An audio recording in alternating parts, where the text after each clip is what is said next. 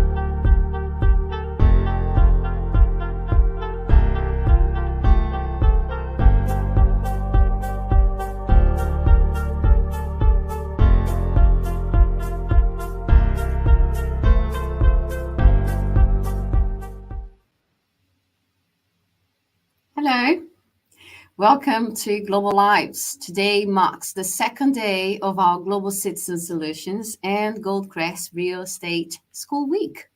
So over the next 4 days, we will be exploring the landscape of the international schooling system in Portugal. And at each live event, we will invite an education consultant, as well as our experts in real estate, visa, and relocation services. So in today's live session, we have very special guests, 3 of them, who will share their insights on education and real estate in Lisbon. But this time, we will talk about the south of the river. First up is Aline Machado, our onboarding executive, and she will give us an overview of what families are looking for when they come to Global Citizen Solutions. Then comes Pedro Oliveira, an international educator who will join us to share some insights about international curriculum. And finally, Rafael Sena, country manager of Goldcrest Real Estate, who will talk to us about the real estate opportunities south of the river. Now I have to go through a few housekeeping notes before we can speak to our guests. So this live session should take around 40 minutes. I will ask our guests a few questions, and then we will open the floor to a Q&A session. And remember that all our live sessions are recorded and available on our social media and YouTube channel. So if you need to leave early, feel free to jot down your question here, and a member of our team will respond promptly.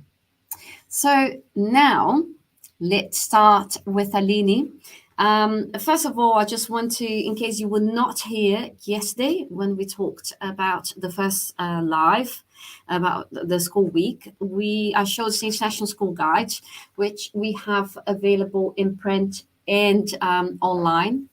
It's a directory of international schools that Global Citizen Solutions put together in partnership with Goldcrest Real Estate. Basically, the clients came to us with lots of questions about the international schooling landscape in Portugal, and that prompted our team to create this guide.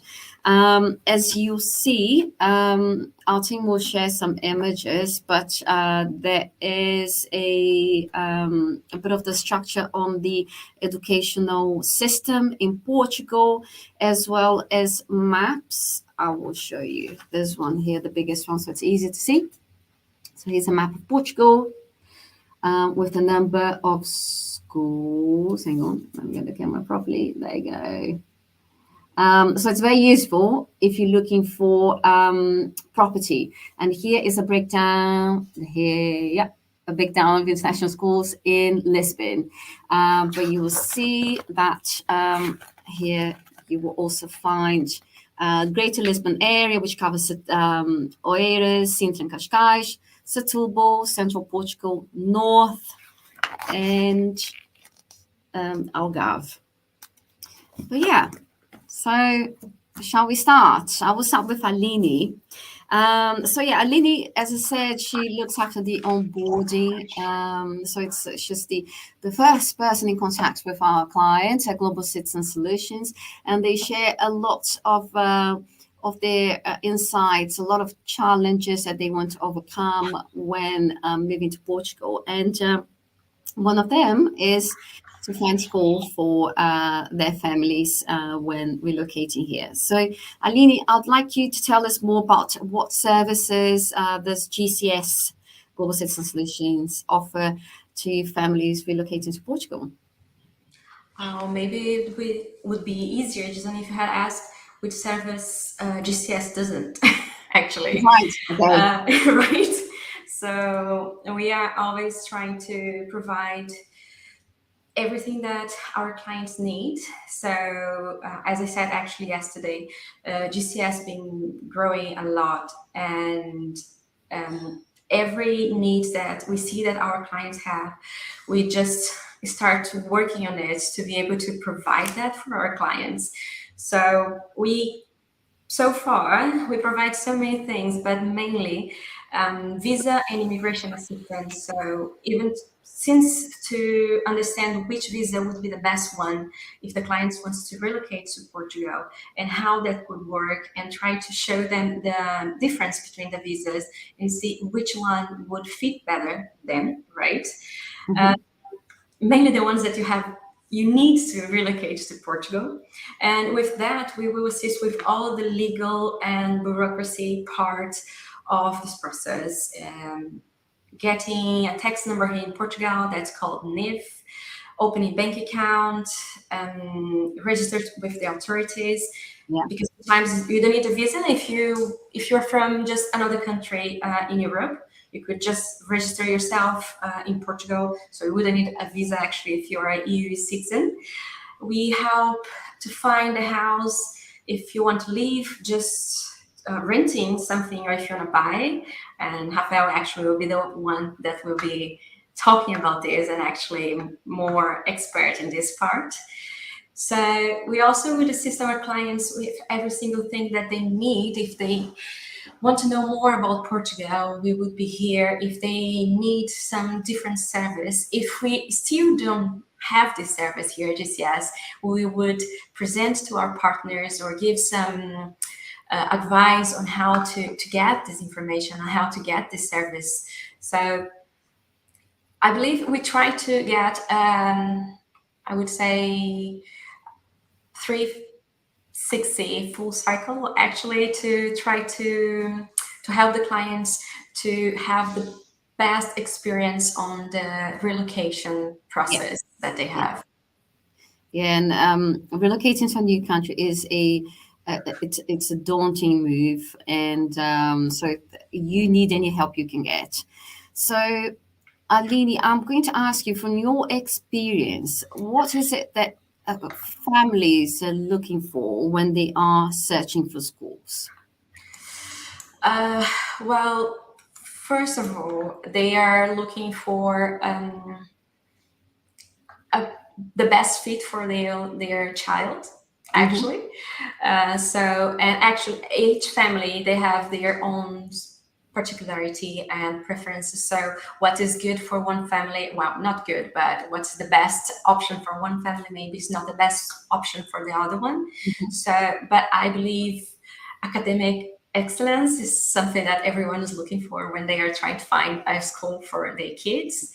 And they're actually trying to find the best curriculum and the best educational approach to see which one of the options actually would be the best one for their kids and for their culture. Sometimes class size as well, they would know how many students would have in each class, and how they would have more individualized attention, and how the sport would be for their kids. Also, extracurricular activities, I think, it's very important, because so even to insert the kids on the community and learn more, and of course depends on if it would be go for arts, drama, music, or some kind of clubs. Or I heard actually yesterday, John even said that his son, I think, is doing some surf lessons as extracurricular activities, if I'm not mistaken. And that's, I think, it's really nice. It's one of the things very interesting here in Portugal, because we have so many places to do that, and a school having this option is something interesting to the kids. Yeah.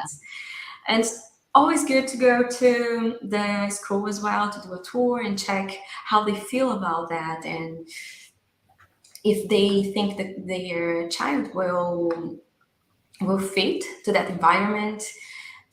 Some families want more discipline, more safety, and so yeah, it's so many things. But one of the things also would be where they would be living if they are enrolled and their kids in one of the schools. So it's important to see if you're not going to have like a huge, really long commute to take your kids to school every single day. And yeah, I think it's pretty much that. Of course, there are so many other things, and parents could list thousands of concerns and preferences that they would have.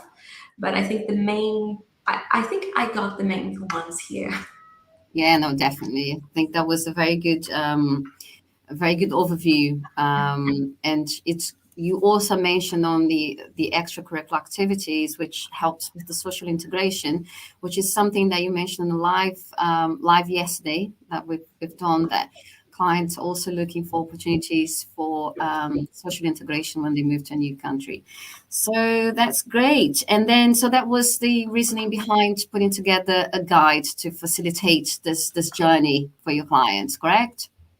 Yes, it was, because sometimes you're gonna try to find information. If you go online, you're gonna have information from every single place, and it can be a little bit confusing, right? So as we are always trying to get what our clients demand, we saw that there was a lack of information, not a lack of information, but information in one single place to explain how the Portuguese system works, and the list of schools that you have, the how everything works. We even explain how they are grading students. So I think it's something different, also because every country has their own system.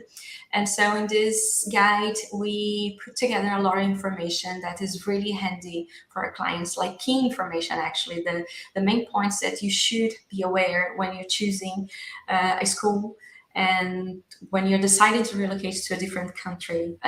We just try to make lives easier, as always. And of course, if our clients or anyone that have access to this guide have any doubts, could contact us as well. We would be more than happy to explain and try to go through and clarify any questions about that. But this is the main thing. So keep the key information in one single place, make life easier, and not let anyone get anxious trying to find information and get a lot of different actually information. So that was the purpose of this guide: help our clients to understand better how the international schools in Portugal works and the options that they have. Amazing, amazing. Aline, easing off the anxiety of our clients. I like that. Fantastic. And I think that comment that you made about the guides, that even in the grading system, it has a comparison of the American system and the Portuguese grading system.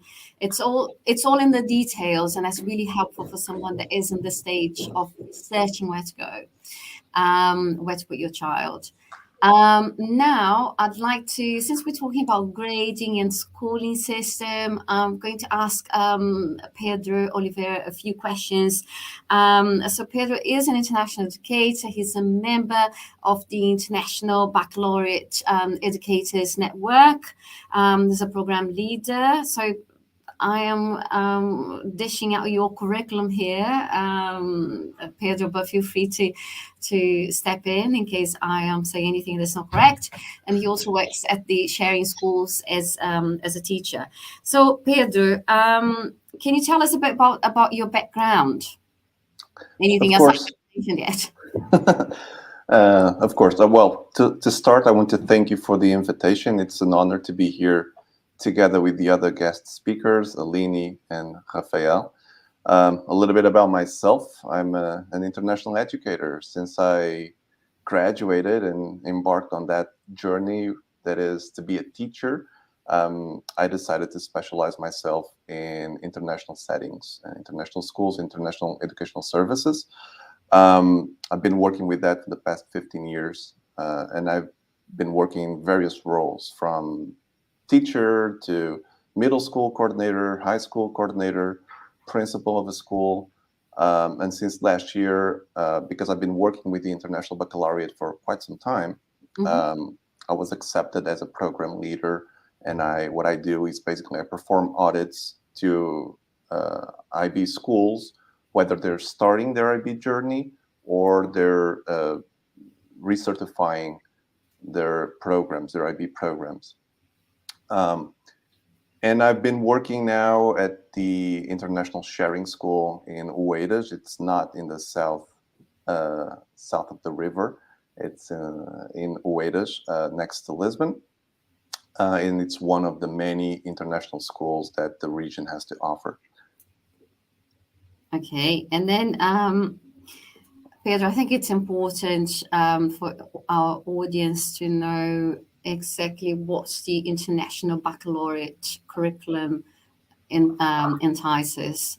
I know there's a plethora of curriculums, of international curriculums around. It goes from British French, which the name says it's quite easy to understand what they're for or what they are. But what is the IB curriculum? Perfect. Well, let me start by saying that the country with the most IB recognized schools in the world is the United States. I thought you were going to say Portugal. No, it's not. No, I believe we have 10 to 12 schools in Portugal recognized by the IB. The United States has thousands of them. But the IB, the International Baccalaureate, it's an organization. It's a non-profit organization. It started in the 60s in Switzerland at the International School of Geneva. And they understood, the educators there understood that there was a need of creating a curriculum that could attend the diversity, the cultural diversity, and the different backgrounds that school in particular was having.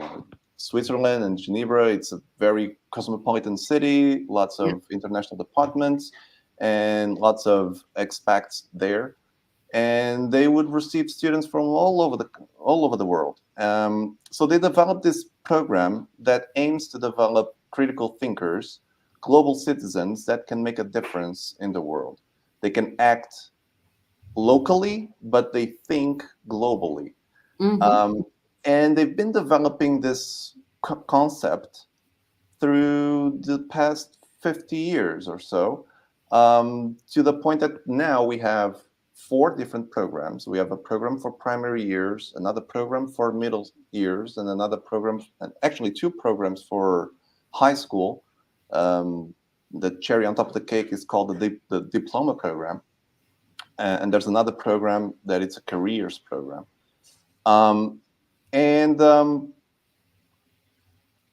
Well, the IB can be taught in 3 different languages, can be taught in English, Spanish, and French. And it suits quite well American citizens when they leave the United States, because not only the curriculum is challenging and demanding, the concepts that the students have to learn are quite challenging. It also develops not only content and knowledge, but also develops skills. And the aim is to develop critical thinkers, students with initiative, students that care for one another, they care for their environment, and they care for the world they live in. They're quite knowledgeable. And the universities recognize the IB programs. They highly recognize the IB programs and gives access if a student graduates from an IB program, it gives them access to any, well, not any university, but the majority of the universities, or the high-tier universities, the most sought-after universities in the world, without having to do, admissions exams or the country admissions exams of those universities. And that's a great advantage if you're living outside of your own country, obviously. Okay. And are there schools that offer both an IB, the International Baccalaureate, as well as a British curriculum? They can keep like both at the same time? That will depend on the school, but some schools here in Portugal do offer different curricula to fit different backgrounds and different, intentions. Some schools only offer the IB programs. Other schools offer the IB programs or the A levels, for example, for England. They offer American curriculums as well. They offer Portuguese curriculums, Cambridge curriculums. It will depend on the school, and it will depend on the type of, the pool of students that the school has, and the strategies, the mission, and the vision of the school. Okay, I see. Pedro, I think you've given some insights into the role of educational leadership in international schools. I think I'd like to move on to the social integration, which is something that our audience has been asking. And also we've been getting questions now, just as a reminder that we're focusing in Lisbon, Greater Lisbon area, south of the river. How do you think international schools in Portugal are developing that curriculum to cater to the diverse backgrounds of many different countries? Okay. Well, I cannot speak for all the schools, obviously, but I believe that international schools in Portugal, they understand the importance of addressing the needs of their diverse student population. And obviously, all the schools will strive to provide well-rounded education that obviously meets the needs of those students in particular, and their different educational backgrounds. The schools often follow internationally recognized, like I said, they follow either the International Baccalaureate curriculum or they follow the Cambridge curriculum. And this can fit into the needs of the students and the needs of the families. Sometimes families already have an intention of, studying here, but then enroll in a university in a specific country. So they look into those different curriculums. The curriculum that fits, it's difficult to say that fits better, right? It will obviously depend, but the one that it's widely recognized is the International Baccalaureate program. Okay, I agree. And you also had, because you mentioned previously, you had this experience of being a parent and an expat living in another country. How was your search for international, I don't know if you were looking for international schools or search for schools in another country? What were the main hurdles? I have a 6-year-old. So obviously to search for a school, and a school that fits, is extremely important. A lot of it comes from the interaction you have with people. Schools will strive to have their perfect infrastructures. They want to offer good sports facilities with nice gyms, nice fields, lots of green spaces.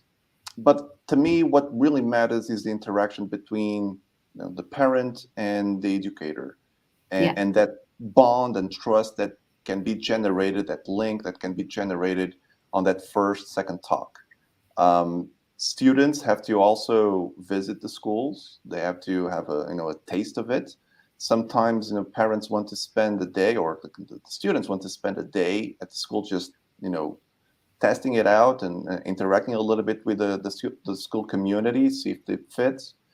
But the good thing here is that most of these international schools, they have a wide, pool of students from all over the world. The school that I work for, we have about 700 students and more than 50 different nationalities. And within that diversity, students migrate towards one another. They help each other. They find the same needs within themselves because they're all new to that place, and they tend to bond quite well. They can communicate and normally communicate in English, but they find ways. Even the lower one, like my 6-year-old, he finds ways of communicating with other students, either by using Portuguese, by using English, or by using any other form of language that young kids can obviously invent and come up with. So, and one thing that Aline mentioned, and it's quite important, is the offer of extracurriculum activities.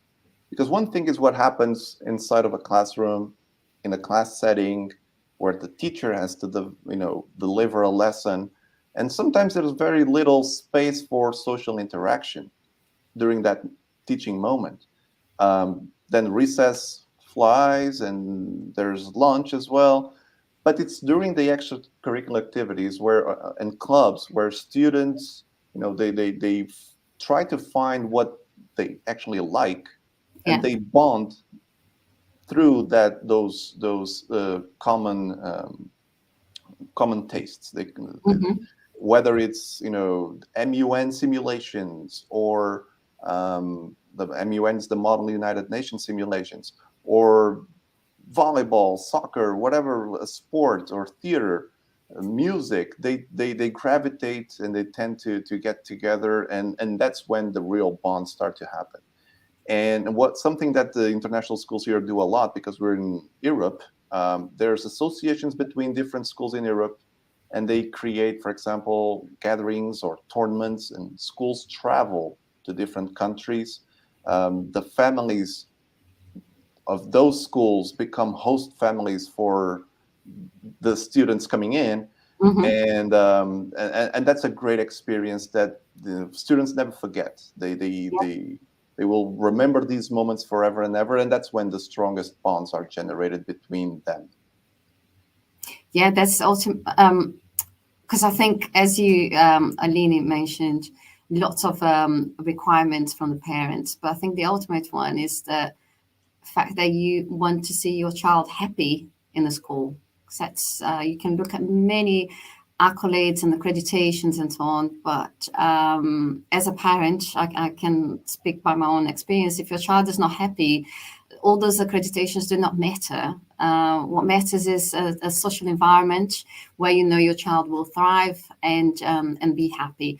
So it's very, very interesting insight, Pedro. Is there anything else you want to highlight? I just want to add that obviously I totally agree with what you just said. And if a family finds an IB certified school, for example, that stamp of the IB, it's already a seal of quality. Yeah. Obviously, there's many variables that need to be worked out, but pedagogically speaking, if a school is an IB certified school, for example, it's already a high quality educational environment service that the school offers. So what ends up what matters the most is the environment of the school. If the profile that the student coming in has fits with that environment that the school has. And if it fits, the students will be happy, the learning will happen naturally, and obviously the families will be happy as well. Yeah. Okay. And you can speak by experience because you are a program leader at the IB. A question, I don't know if you said that, but you also teach. What do you teach? I'm a science teacher. And I also coordinate the services action, because the IB program has a service learning core that every student needs to engage in. And it's amazing because, especially for foreigners that don't know the city around, they need to find ways of interacting with the community and engaging in service learning. And I coordinate that portion of the school curriculum, and I teach chemistry and I teach integrated sciences. Excellent. Okay, Pedro, you are a pool of knowledge, so I have to stop with you because otherwise we will go over the mark. But thank you very much. I'll come back to you in a bit. But now I will speak to Rafael. Hello. Sorry, Rafael, don't feel neglected. Now we'll spend some time with you. I'm learning here, You're learning, yeah. Your kids are in school years now, yeah? Yeah, I have a 7-year-old boy, a 3-year-old girl, and just a newborn. So for me, that's a very hot topic, as you can imagine. Yeah, you're making notes, yeah? Making notes, yes. Okay, well, I'd like to get your insights on the real estate trends in Portugal, but specifically for families that are interested in moving to the south of the river. What do they find there? Yeah, so the south of the river, as we call it, the South Bay of Lisbon. It's I'm actually very comfortable speaking about it, not only because I work in the industry and that I've been advising clients for quite a few years now, but it's a place that I live. It's all the district. So the South Bay, for someone that is it's not very used with the term, it's all the way from when you cross the river going south of Lisbon, right? When you cross the Tagus River, all the way from Almada, which is the first city after the bridge, all the way to Setúbal, which includes Seixal, includes Palmela, Setúbal, and other cities. There are, I think, 3. Correct me if I'm wrong, but I think 3 international schools in that region. One in Almada, another one in Seixal, which is where I live, and also another one in Palmela, almost Setúbal, but it's still Palmela. It is a considered the suburbs of Lisbon. So it carries the suburban lifestyle, right? So usually you have bigger properties with more outdoor space, and in terms of price, it's still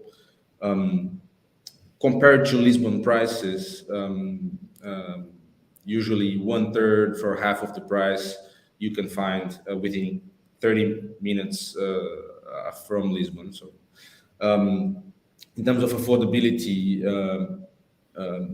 there's a bigger market for houses with a garden, with swimming pool, proximity also to the beach, and there are still some historical city centers. So you can there's an interesting mix of a suburban lifestyle, but with proximity to historical city centers, and also very good access to Lisbon, proximity to the beach. So, yeah. And how's the commute to Lisbon? How long does it take? From Setúbal, which is, let's say, the furthest. The furthest that you can go within the South Bay, it takes 35 minutes by train. There's a good number of trains that goes from Setúbal to Lisbon. By car, a little bit like that as well. 35 minutes, not in rush hours. But yeah, it's a very interesting place to be connected to Lisbon and be able to live a more, let's say, suburban lifestyle. But still connected to the big city. Okay, and then let me ask one thing. Are there any specific features or amenities that families should look for when choosing a property in these areas that you mentioned, Palmela, Seixal? What is it that they should be looking for? Well, I think the proximity to schools is, we're talking about school, and that, of course, is a very important point. You will find that in those cities, Seixal or Palmela, the internal public transportation does not work as good as in Lisbon, even though the commute to Lisbon or the connection with Lisbon is quite good by train. It's done properly. You can park your car, in the train station or in the boat station, which is where I go every day to Lisbon. But you still need to drive internally, or the bus system is not as good as it is in. So it's important to really having that as making sure that it's not so much of a long drive to the school, or there's options to have the kids taken to the school. So I think that's one. Of course, and depending on the size of this family, there's a big advantage of having a property in that in the South Bay. Usually, just by curiosity, in my county, my city, Seixal, where I live, property prices, they are about a third or almost a third compared to Lisbon, right? So there's a bigger chance that you can get a very decent sized property for a fair price within all that. So it's a little bit of a proximity to the beach as well. For me, it's something very important. So I think those are a few things to look after. Yeah. Okay. So the highlights is the quality of life. You can easily commute to Lisbon, to the school as well, and also the price point, which is makes the area more affordable than central Lisbon. And you are also very close to one of the most beautiful beaches in the metropolitan area of Lisbon, correct? So is that called the Costa da Caparica? Yeah, I mean, personally, Costa Caparica is very famous, and it's actually the closest beach from Lisbon, even though it's on the side of the river. But for me, actually, the most incredible beaches are in the natural Arrábida mountain, which is also in the south, in the South Bay, which includes Sesimbra, includes. There's a view from Troia, very close to Comporta. So it's a very, in terms of good beaches and scenic views, you're very well served there. Yeah. Yes, I know. It's beautiful there. Well, I will have to open the Q&A now because we've been speaking for a while, and then soon I won't have any time to ask you questions. But again, if any of your questions, I'm speaking to the audience now, if some of your questions have not been answered, do not worry, because this will be recorded and published in our YouTube channel concomitantly, so Goldcrest as well as Global Citizen Solutions, and you will be able to we will be able to answer your question in the comment section of the post. So now I won't be able to address all of the questions here, but I will choose a couple. So there's one for Pedro here. What support systems do these schools have in place to help students and family to adapt to a new country and culture? Well, I guess that there's many strategies that schools can follow, and schools help families and students integrate and adapt to their new environment in many ways. One of the most common ways is to organize events. They organize events in school and organize events out of the school such as, for example, picnics, hiking, cultural events as well at the school, presented by the students themselves to help integrate and help adapt. Articulations with the PTG. It's quite common for the international schools here to have PTGs, parent-teacher groups. Yeah. Language pedagogical programs as well, because even though the curriculum is delivered in English, outside of the school, it's Portugal, and the language spoken everywhere is Portuguese. Even though you can,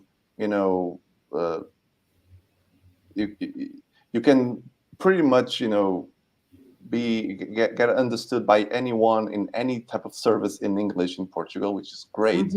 But Portuguese is the main language of the country. So language pedagogical programs, and also the schools also promote cultural events. They celebrate, for example, holidays in different countries or from different countries. They will probably celebrate the 4th of July because in July students are already at home. It's they're on vacation already. But they celebrate. Schools tend to celebrate many, the more common holidays from all over the countries that represent that school. Possibly Thanksgiving. From the United States, the most common ones, Thanksgiving for sure in November. Yeah. Okay. Thank you, Pedro. There's one question here for Aline. What are the most popular region of Portugal for families working with Global Citizen Solutions? Well, I think I could share this question with Rafael because they normally also talk to Rafael's team to check locations to buy a property. But from my view, I think people like to come to Lisbon area, this region. Of course, as we work with Golden Visa clients and the rules changed a little bit. So for a residential property, it's not possible to do that for Golden Visa. So that changed a little bit. But for sure, if they are planning on relocate, they would check around Lisbon. Of course, the Algarve is something that they love, right? And Porto as well. Some people prefer Porto to Lisbon.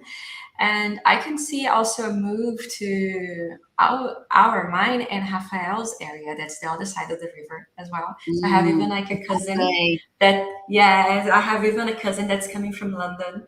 She bought actually a house in Azeitão, and that choice was because she wanted to enroll her son in an international school there.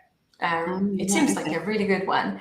So that's something that it's good to mention, that parents used to check this when they are thinking about relocation when they have child. Okay. Thanks, because you answered the question that I had here for Rafael. So one was that very, very direct question. Shall we look for the school first and then buy a property, or the opposite? Well, we had that's a hard one. But the way that usually our clients do is they try to apply for, make a list of the best ones that they liked and apply, but also and while they wait for approval, they are exploring the real estate market in all of them. Which, and it's not only the real estate market, because but also the lifestyle and how it is to live in such places. So it's one of those questions where what comes first, the egg or the chicken, right? What happens? I can definitely say that what happens more frequently is that the school is chosen first, and then so prior to the acquisition of the house. But that is there's a process that can be like between before taking that decision, there are some ways that the person can do to evaluate not only the school but also the lifestyle and how it is to live in that area. So yeah, it's more common that it happens that way. Okay. And yeah, that's good. Thank you. There's time for one more question. There is a very interesting one here. I don't know who wants to answer this. Maybe a mixture between Aline and Rafael. Are there any challenges that families planning to relocate should be aware of? No, I go for it. No, I was going to say probably, and then I would think a little bit more. Yeah, many challenges. Of course, it takes when you are an expat, right? You face challenges, adapting to somewhere. Portugal is an easy country to adapt, especially the regions. The greater metropolitan, the greater Lisbon or the greater Porto or the Algarve. They are more cosmopolitan, so but easy to adapt. But many challenges. I think that it's a shock, of course, when you move, and depending on where you move from, these challenges might be different, right? Moving from the United States, we helped assisted 28 nationalities of acquiring a property, and for each country and for each culture, there is a different thing to adapt, right? So yeah, I actually thought about the challenge that it's hard to get a place, it seems, in schools. So you have to apply in advance to get a place. I don't really know how long it takes to get a place, but I know that's hard. That, as I mentioned, my cousin, I'm mentioning again, she is moving this year to Portugal because her son got a place in this school. And one thing that for me was surprising is because her son is not even 2 years old.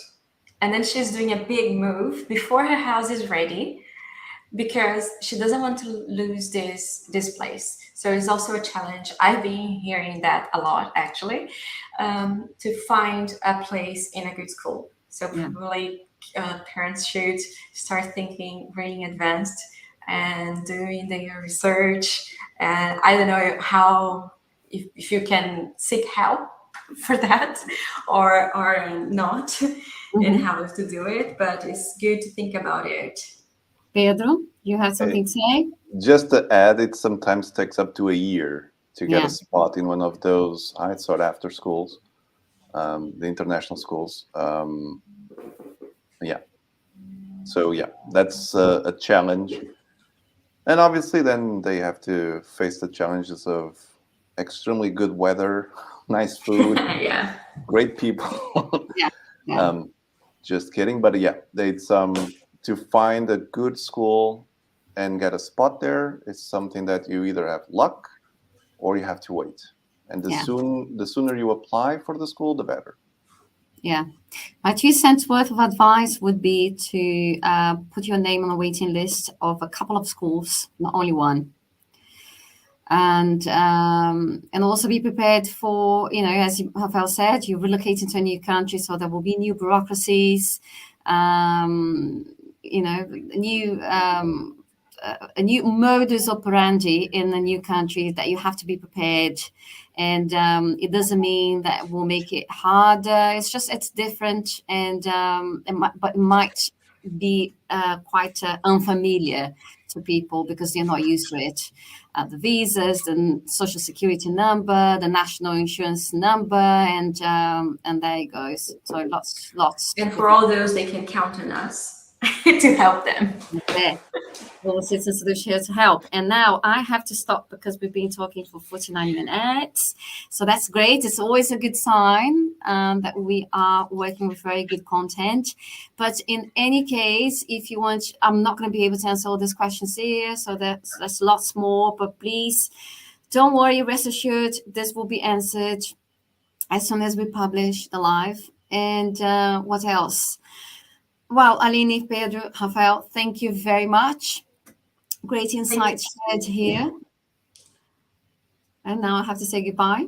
And tomorrow we will talk about the region of Oeiras, Sinta, Cascais. And I'll see you tomorrow then. Bye.